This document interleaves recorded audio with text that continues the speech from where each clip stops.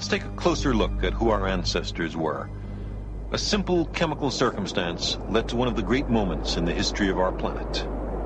There were many kinds of molecules in the primordial soup. Some were attracted to water on one side and repelled by it on the other.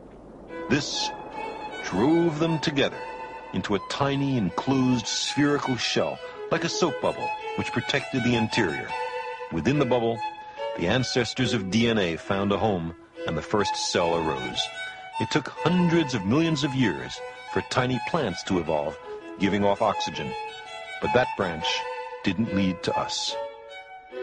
Bacteria that could breathe oxygen took over 1 billion more years to evolve.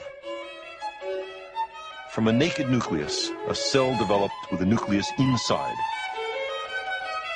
Some of these amoeba-like forms led eventually to plants.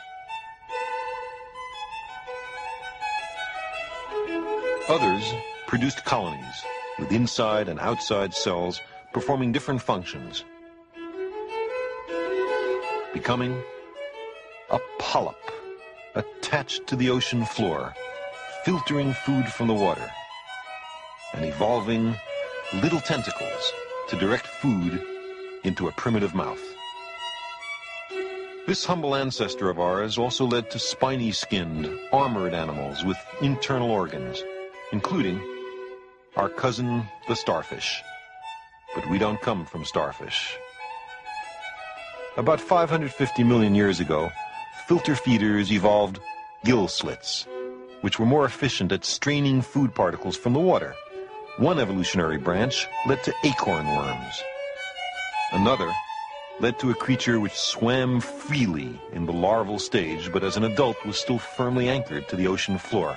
Some became living hollow tubes, but others retained the larval forms throughout the life cycle and became free-swimming adults with something like a backbone.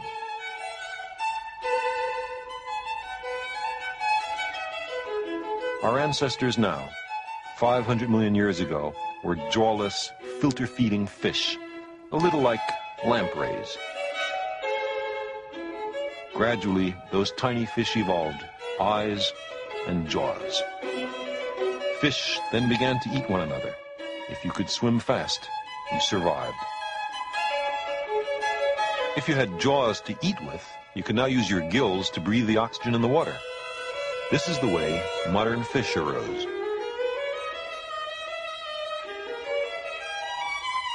During the summer, some swamps and lakes dried up, so some fish evolved a primitive lung to breathe air until the rains came. Their brains were getting bigger.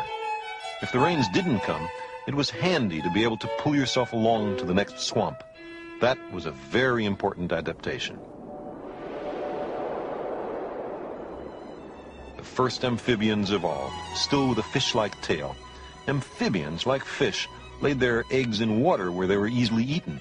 But then a splendid new invention came along, the hard-shelled egg laid on the land where there were as yet no predators.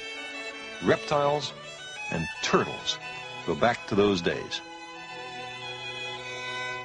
Many of the reptiles hatched on land never returned to the waters. Some became the dinosaurs. One line of dinosaurs developed feathers useful for short flights. Today, the only living descendants of the dinosaurs are the birds. The great dinosaurs evolved along another branch. Some were the largest flesh-eaters ever to walk the land. But 65 million years ago, they all mysteriously perished. Meanwhile, the forerunners of the dinosaurs were also evolving in a different direction. Small, scurrying creatures, with the young growing inside the mother's body. After the extinction of the dinosaurs, many different forms developed.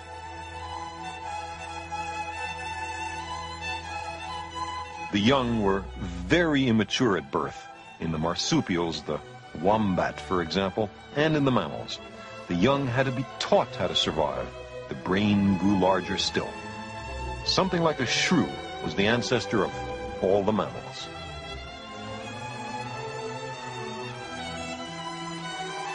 One line took to the trees, developing dexterity, stereovision, larger brains, and a curiosity about their environment. Some became baboons. but that's not the line to us. Apes and humans have a recent common ancestor. Bone for bone, muscle for muscle, molecule for molecule. There are almost no important differences between apes and humans.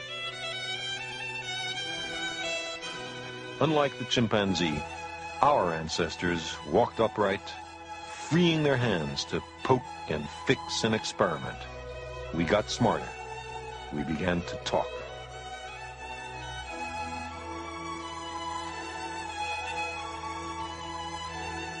Many collateral branches of the human family became extinct in the last few million years. We, with our brains in our hands, are the survivors.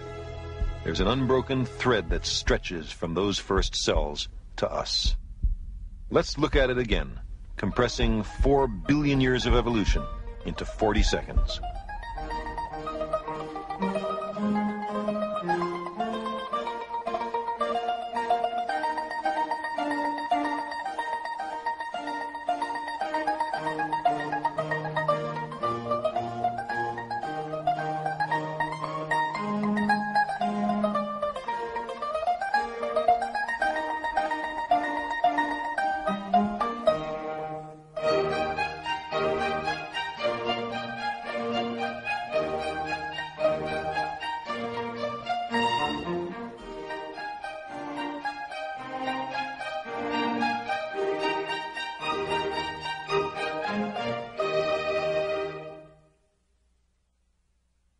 Those are some of the things that molecules do, given 4 billion years of evolution. We sometimes represent evolution as the ever-branching ramifications of some original trunk, each branch pruned and clipped by natural selection. Every plant and animal alive today has a history as ancient and illustrious as ours. Humans stand on one branch, but now we affect the future of every branch of this 4 billion-year-old tree.